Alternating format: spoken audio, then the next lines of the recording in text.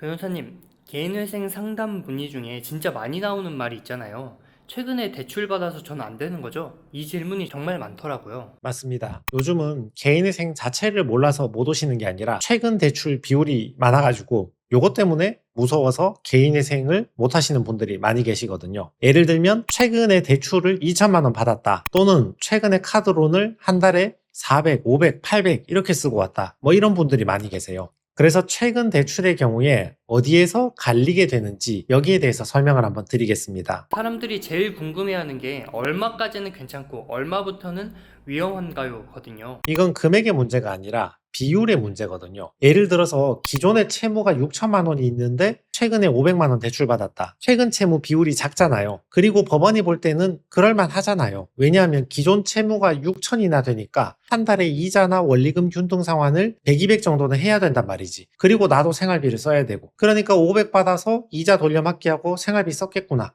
납득이 되는 거지. 반대로 기존 채무가 3천만 원인데 최근 대출이 2,500이면 2,500을 받아서 어디 썼는지 굉장히 궁금하잖아요. 3천만 원에 대한 한 달 이자가 2,500이 나왔을 리는 없고 그러니까 사용처가 많이 궁금하게 되는 거죠. 중요한 거는 금액 자체보다는 내 전체 채무에서 최근 대출 비율이 얼마나 큰가 이게 더 중요하다. 그럼 카드론이나 현금 서비스는 어떤가요? 신용대출보다 카드론, 현금 서비스가 더 안 좋다고 느끼는 분들이 많거든요. 그렇게 느낄 수밖에 없는 게 막바지에 와서 카드론이나 현금 서비스를 많이 쓰잖아요. 물론 대출은 다 똑같은 대출이에요. 은행에서 받나 카드사에서 받나 다른 건 없는데 사람이 신용이 좀 괜찮을 때는 은행에서 대출을 받고 막판에 가서 궁지에 몰리면 카드론이나 현금 서비스를 많이 받으니까 이쪽에서 최근 대출 비율이 높을 수밖에 없는 거죠. 어떤 사람이 한 달에 평균적으로 카드를 150을 쓴 사람이 있다고 가정을 했을 때 1월 달에 140, 2월 달에 160 이렇게 쓰다가 3월 달에 400, 4월 달에 800 이런 식으로 급진적으로 늘어나면 요 카드론이나 현금 서비스는 최근 대출의 문제가 될 수 있는 거죠. 예를 들어서 신청 직전에 3달 동안 카드론을 800을 받았는데 밀린 월세를 200 쓰고 병원비를 150 쓰고 카드 결제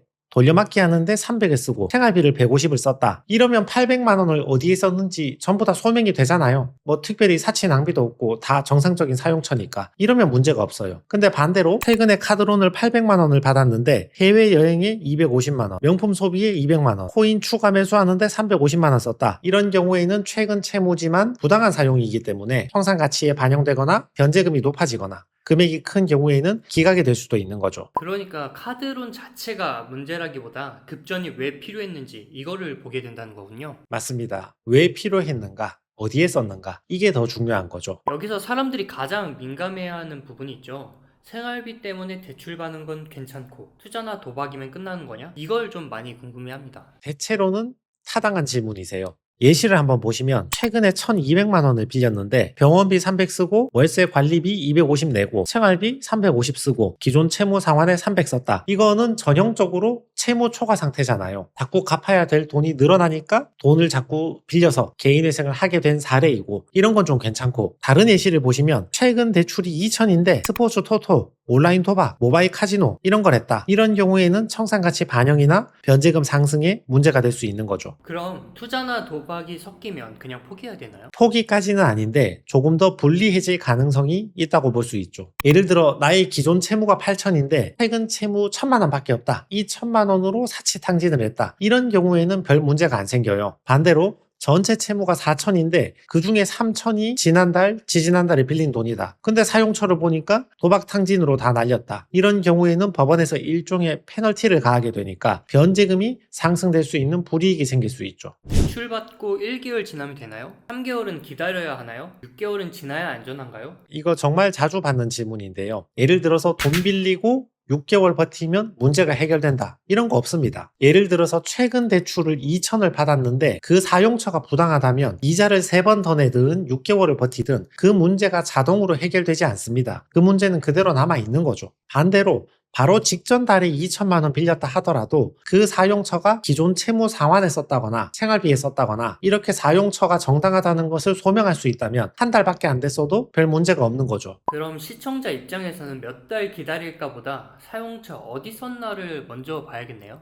그렇습니다. 언제 빌렸는가는 중요하다. 그렇지만 그것보다 더 중요한 것은 빌려서 어디에 썼는가, 왜 빌렸는가, 이게 더 중요하다. 사용처가 나쁘면 이자를 6번 내든 10달을 기다렸든 하자가 자동적으로 치유되지는 않는다. 오히려 어설프게 몇 달 버티면 해결되겠지? 버티고 있다가 돌려막기 금액이 더 커지면서 더 큰 문제가 될 수 있다. 오늘 내용을 딱 정리하면 최근 대출이 있다고 무조건 안 되는 것도 아니고 최근 대출을 몇 달 버텨서 최근 대출이 아니게 만든다고 문제가 해결되는 것도 아니다. 옛날 채무 대비 지금 최근에 생긴 채무의 비율이 얼마인가? 현금 서비스나 카드론을 많이 받았는가? 최근 대출 받아가지고 생활비나 기존 채무 상환에 썼는가? 아니면 사치탕진, 편파변제, 가족한테 줬다거나 이런 곳에 사용을 했는가? 이자를 몇 번 냈는가 보다는 사용처가 어디인가? 이런 것을 집중적으로 검토해 보시는 것이 좋습니다. 혼자 인터넷 찾아보시고 최근 대출이 있으면 안 되더라 이렇게 지레 겁먹기보다는 최근 대출이 얼마인지 어디에 썼는지 한번 적어보시는 게 훨씬 큰 도움이 되실 것 같습니다.